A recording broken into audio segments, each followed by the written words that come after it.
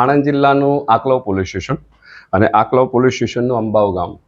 એ અંબાવ ગામમાં ગઈ તારીખ 3 તારીખના રોજ સાંજના સમયે એક બનાવ બન્યો હતો અને એ બનાવમાં જે ફરિયાદી છે ભરતભાઈ પઢિયાર ગામના છે, એમના ગામના સરપંચ છે. એમના વિરુદ્ધમાં કોઈક ભ્રષ્ટાચાર બાબતેના આક્ષેપો હતા અને એ આક્ષેપોને લઈને ગામમાં કંઈક જે સરપંચ છે એમના સહિત જે બીજા એમના જે પરિવારના સભ્યો છે એમની સાથે આ ફરિયાદી ભરતભાઈનો કોઈ મારામારીનો બનાવ બન્યો હતો અને મારામારીના બનાવ બન્યા બાદ કંઈક સળગાવવાની વિગત પોલીસ સ્ટેશને ધ્યાને આવેલ અને એ ધ્યાને આવેલ વિગત આધારે પોલીસે જે તે જગ્યાએ સારવાર હેઠળ હતા પ્રથમ આકલાવ હોસ્પિટલ ગયા હતા. ત્યારબાદ એવી માહિતી મળી હતી કે એમને વધુ સારવાર અર્થે વડોદરા રિફર કર્યા છે, જેથી ત્યાં પોલીસ દ્વારા રૂબરૂમાં એસએસજી હોસ્પિટલ ખાતે એમની ફરિયાદ લેવામાં આવેલ છે અને એમના જણાવ્યા મુજબની ફરિયાદ પોલીસ સ્ટેશન ખાતે દાખલ કરવામાં આવેલ છે અને એ ફરિયાદ અનુસંધાને હાલ પોલીસ તપાસ ચાલુ છે. સર, જે ફરિયાદી છે એમનો એક આરોપ રહ્યો છે કે તેમની પર પેટ્રોલ છાંટવામાં આવીને પછી સળગાવવામાં આવ્યા. પોલીસ તપાસનો શું ખુલાસા બહાર આવે છે?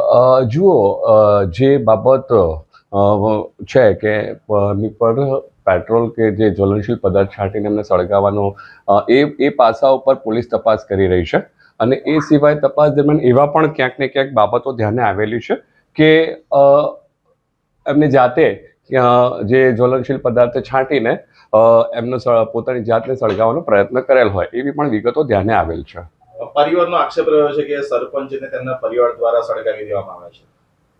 ફરિયાદી દ્વારા જે આક્ષેપ કરવામાં આવેલ છે એ એમની ફરિયાદ મુજબ એમણે જે વિગત લખાઈ છે એ વાત ફરિયાદ મુજબ વિગત બરાબર છે. સાહેબ, સોશિયલ મીડિયામાં જે વિડીયો વાયરલ થયા છે તેની અંદર અલગ પ્રકારની ઘટના જોવા મળી રહી છે. જી, આ એંગલ પર પોલીસ કઈ દિશામાં તપાસ? ચોક્કસ એ તમામ પ્રકારના તમામ બાજુઓથી જે વિડીયો લેવામાં આવેલા છે એ અમે ચેક પણ કરી રહ્યા છે. તપાસના કામે અમે ભેગા પણ કરી રહ્યા છે અને એમાં શું હકીકત શું સત્યતા છે એ પણ અમે એક્સપર્ટને મોકલીને એની વિગતો મેળવવાના પ્રયત્ન ચાલુ છે. ફરિયાદી પોતાના ઘરેથી જે ઘટના સ્થળ સુધી પહોંચે છે ત્યાં સુધી એ સરપંચના પરિવાર દ્વારા કોઈ મારામારી કે એ પ્રકારની કોઈ ઘટના સામે આવેલી? આ બનાવ બન્યો એ શરૂઆત મારામારીથી જ થયેલો છે. કંઈક જે આક્ષેપો બાબતેની વાત હતી એને લઈને. સાહેબ, અગાઉ ફરિયાદી અને ભોગ બનનાર વ્યક્તિ વચ્ચે અગાઉ કોઈ વિવાદ થયેલો હતો? પહેલા વિવાદ થયો હોય એવી વિગત તો ધ્યાને નથી આવી. સાહેબ, કેટલા લોકો સામે ગુનો નોંધ્યો? 5 લોકો વિરુદ્ધમાં ગુનો નોંધવામાં આવ્યો. મહિલા સરપંચ સહિત કેટલા?